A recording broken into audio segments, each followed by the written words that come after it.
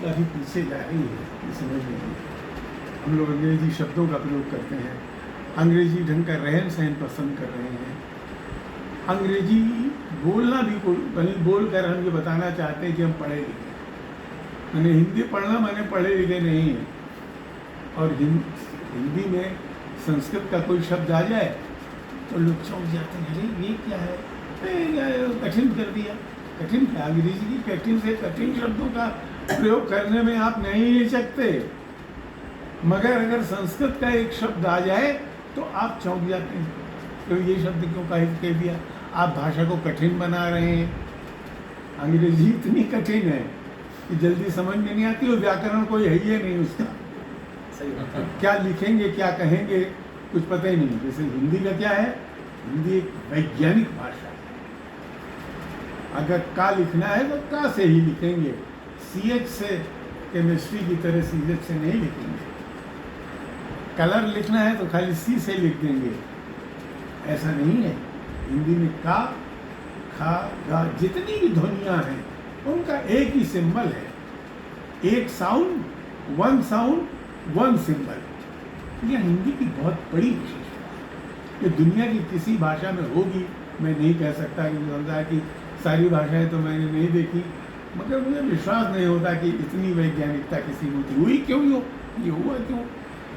आपके देश में 2000 साल पहले पाणिनि नाम का एक वैयाकरण पैदा हो गया। उसने ध्वनियों का अध्ययन कर डाला, जो 17वीं 18वीं शताब्दी में, 19वीं शताब्दी में किया गया। वो अध्ययन उस आदमी ने उस समय कर लिया। एक एक ध्वनि को उसने समझा और जाना। और अगर उसकी बात है, कहानी है, अगर वो सच है तब तो इट्स वेरी ग्रेट। उसने अपने शिष्य से कहा कि देखो ये सामने बाघ बैठा है, मैं इसके पास जाता हूँ। उन्होंने नहीं गुरु, कहीं नहीं तो जाना ही पड़ेगा। तो लोगों ने कहा इनको पास कुछ होगा, आप नहीं जाएंगे। बोले अगर ये मुझे मार देता है तो ये लिख देना, और अगर ये मुझे नहीं मारता तो मैं खुद ही लिख दूंगा। आप सोचिए, एक शब्द के लिए प्राण देने को जो तैयार था उसका नाम पाणिनि था। ग्रामर का ऐसा, भाषा का ऐसा जानकार आज भी मिलना मुश्किल है। मैं अतिशयोक्ति नहीं कर रहा हूँ। मैंने बहुत सारे भाषा चूँकि भाषा का अध्यापक, भाषा का तो नहीं था, साहित्य का अध्यापक था, लेकिन भाषा का अध्ययन किए बिना काम चल ही नहीं सकता था, तो उसका भी अध्ययन मैंने किया। तो जब कविता लिखता था तो बात आ गई अब क्या लिखें। हाँ, तो शब्द बनाना पड़ता था। जाने क्यों यहाँ अनहोनी बार बार होती है। वो मैं भीष्म नहीं था, देवव्रत था, पर पिता की शांतनु कामना ने मुझे भीष्म। अब there is a word Shantanu कामना, मैंने कुछ नहीं लिखा था, फाड़ के फेंक। एक शब्द तो हिंदी को दिया। क्या बात है, क्या बात है दादा। लोगों ने इस शब्द को फिर लिया। और भी कई शब्द हैं, बहुत सारे शब्द हैं। ये जो अभी हमने कविता सुनाई आपको, ये कविता मैंने एक जगह पढ़ी तो वहाँ उस कॉलेज के प्रिंसिपल बैठे थे, डिग्री कॉलेज के, कहने लगे मेरी समझ में तो आया ही नहीं। अब उनको कौन समझा है कि इस कविता को जब कोई प्रोफेसर व्याख्या करेगा तब आपकी समझ में आएगी। कविता क्या है? जाने क्यों यह अनहोनी बार बार होती है। जाने क्यों यह अनहोनी बार बार होती है। मैं कोई ऋषि तो नहीं हूँ, फिर भी मेरे मन में एक ऋचा जन्म लेती है। क्या बात है, क्या बात है। फिर भी मेरे मन में एक ऋचा जन्म लेती है। मैं वैदिक हो जाता हूँ और मन आदिम गंध से भर उठता है। मैं जानता हूँ तुम उर्वशी नहीं हो, पर अपने इस पुरवरवा मन का क्या करूँ। मैं जानता हूँ तुम शकुंतला भी नहीं हो, तुम गंगा हो, और यह जो एक हठीला देवव्रत शब्द मेरे मन में छोड़ गई हो, या मेरे लिए कारण एक अभिव्यक्ति का सृजन करता है। मेरे चारों ओर भाषा का एक उत्सव होने लगता है। एक सोमवल्ली सर्वांग से निचुड़ कर सामकंठी हो जाती है। शब्द शब्द अनुष्टुप नृत्य में निमग्न हो उठते हैं, और कविता मेरे लिए पर्व हो जाती है। जीवन हवन कुंड सा जलता है, एक एक दिन हविष्यान्न बनता है। जाने क्यों ये अनहोनी बार बार होती है कि मैं या जीवल खो जाता हूँ और एक गार्गी मुझे जीत लेती है।